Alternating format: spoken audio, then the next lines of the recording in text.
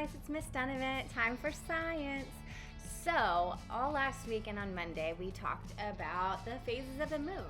And that's going to bring us right directly into what we're talking about this week, which is the tides. And as we know from our learning last week and on Monday, the tides are directly connected to the moon and the gravitational pull of the moon and the sun and the orbit of the planets and the earth and all of that good stuff. So we're going to get into that today, but hang out and do some reading with me. Let's go ahead and get started. You guys rock. Ocean tides. Tides are the rise and fall of the levels of the ocean. They're caused by the gravitational pull of the sun and moon, as well as the rotation of the earth. Cycles of a tide. Tides cycle as the moon rotates around the earth and as the position of the sun changes throughout the day. The sea level is constantly rising or falling. 1, the sea level rises. 2, high tide's reached. 3, the sea level falls. And 4, low tide is reached. And then 5 is back to number 1. This cycle can happen once or twice a day, depending on the location of the area to the moon. Tides that happen once a day are called diurnal. Tides that happen twice a day are called semi-diurnal. Because the Earth rotates in the same direction as the moon, the cycle is slightly longer than a day at 24 hours and 50 minutes. Tides and the moon.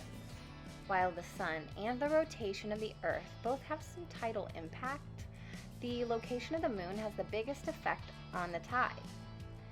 The gravity of the moon causes a high tide both on the side of the Earth, directly below the moon, which is the sublunar tide, and the opposite side of the Earth, which is the antipodal tide. Low tides are on the sides of the Earth, 90 degrees away from the moon. So we're going to see the picture that is coming up here in just a second. So let's take a look. So we've got high tide, we've got low tide, we've got our Earth. We've got our gravitational pull going towards the moon and shows sublunar and antipodal. So that kind of shows us what we've been talking about. Tidal currents. When the sea level is rising or falling, water is flowing to or from the ocean. The flow causes currents called tidal currents.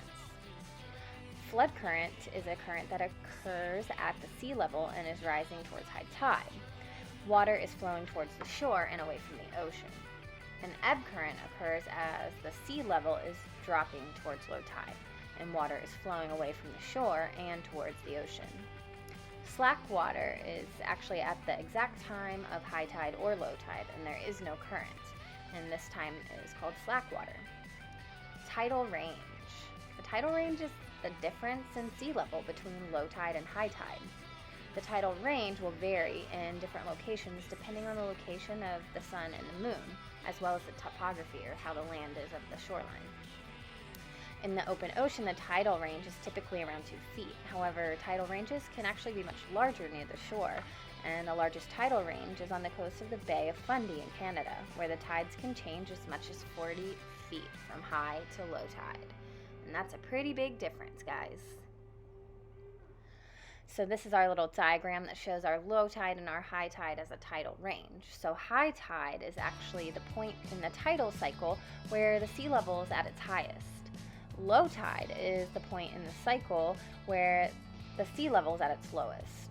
A spring tide occurs when the sun and the moon are aligned to combine for the largest tidal range of the highest tide and the lowest tide. A neap tide is when the tidal range is at its smallest, and this occurs during the first and third quarters of the moon. Semi-diurnal tidal cycle is one where there are 2 high and 2 low tides each day. And then we have diurnal tidal cycle, which is one where there's only 1 high tide and only 1 low tide during an entire day. And next, we're going to look at another diagram that shows us these tides. So we've got the sun and we've got the moon and its different phases here. We've got a spring tide on the new moon side and a neap tide. Then we have the neap tide and spring tide on the full moon side. And then we have the quarters as well. Interesting facts about tides, y'all. The same tidal forces that cause tides in the oceans affect the solid earth, causing it to change shape by a few inches. There are typically 2 spring tides and 2 neap tides each month. In a semi-diurnal cycle, the high and low tides occur around 6 hours and 12.5 minutes apart. Local factors such as weather can also affect the tides, and the energy from tidal forces can actually be harnessed for electricity using tidal turbines, fences, or barrages. Reading with me, guys, and paying such good attention. So what we're going to do now is I want you to actually, in one full sentence, write down one interesting thing that you learned about tides today that maybe you didn't know before. Remember, one full sentence. That's all I'm asking. We're winding down in the year, and I am so proud of you guys. Thanks for sticking around with me. See you soon.